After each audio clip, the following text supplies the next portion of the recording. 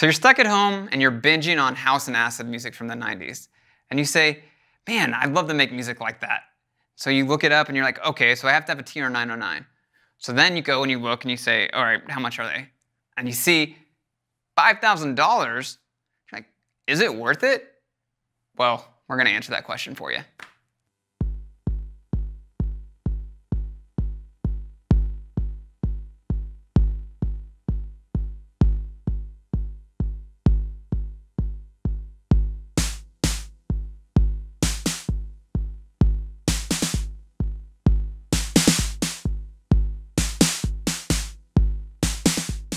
Hi, I'm Zach Marr from Alamo Music here in San Antonio, Texas. You can find us online at alamomusic.com. If you haven't already, hit that subscribe button, turn on your notifications, and hit the like button. This is our Sound Lab channel where we go over all things related to music technology, from vintage drum machines and synthesizers to modern drum machines and synthesizers, interfaces, mics, etc. If you're into that kind of stuff, please hit subscribe and support our channel.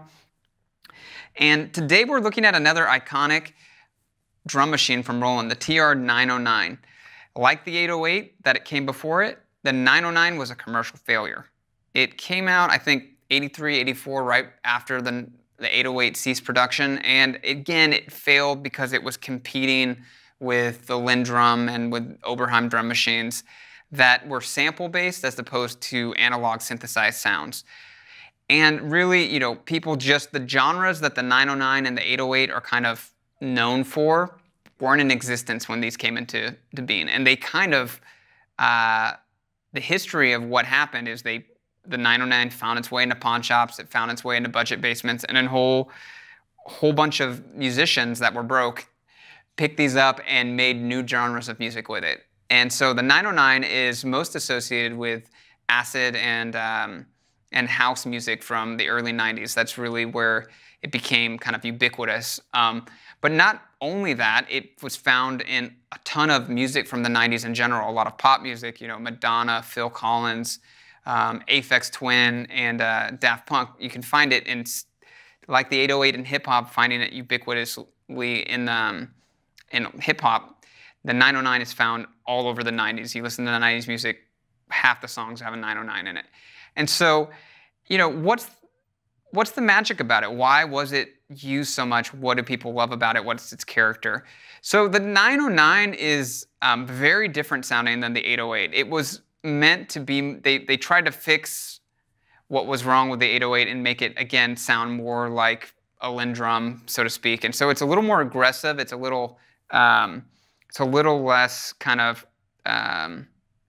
it's less bright. So it's a little dirtier and aggressive. The accent feature on it is totally brutal and can really create some aggressive drum patterns.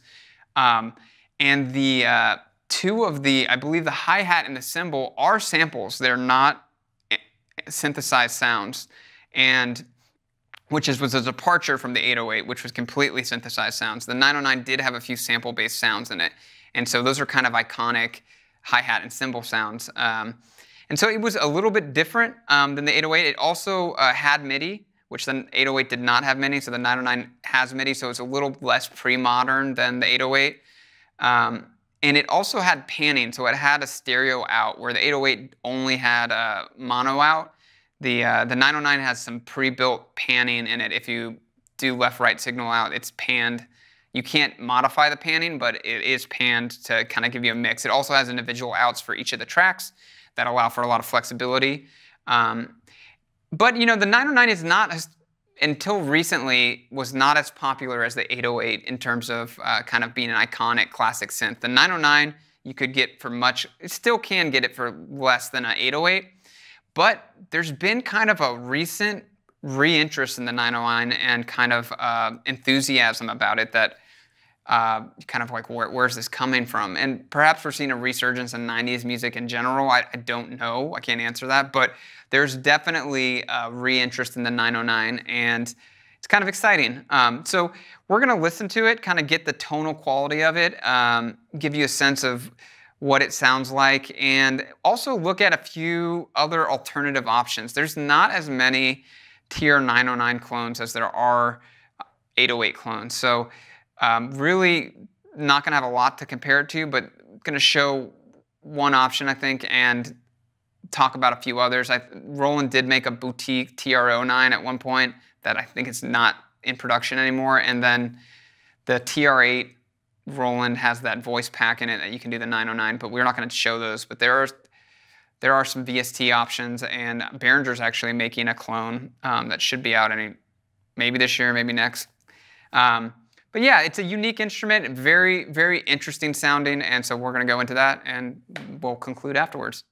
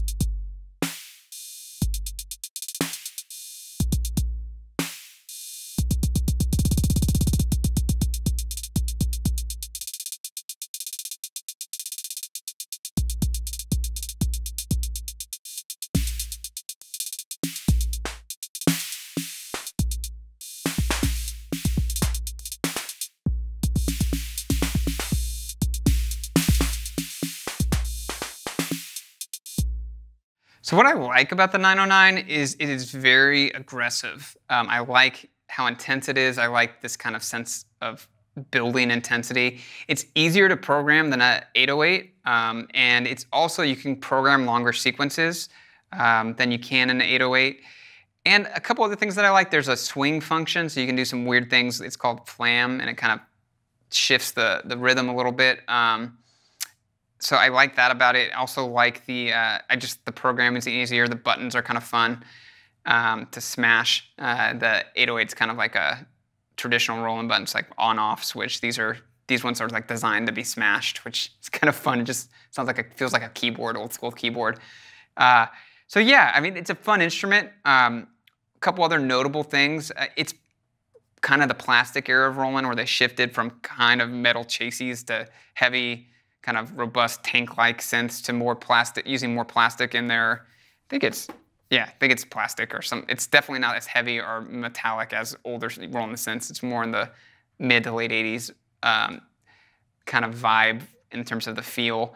But yeah, it's a great instrument. If I had to say, is it worth $3 or $4 grand? I think there's two ways to look at that. One, from a collector standpoint, collectors, you pay what you pay to own a piece of history. It's not as seminal, or it's not as historic as an 808. So for $3,000 to $5,000, is it worth it? I don't know. Only you can answer that. And then from a sonic standpoint, do you have to have one of these to get the sound palette that is present in a 909?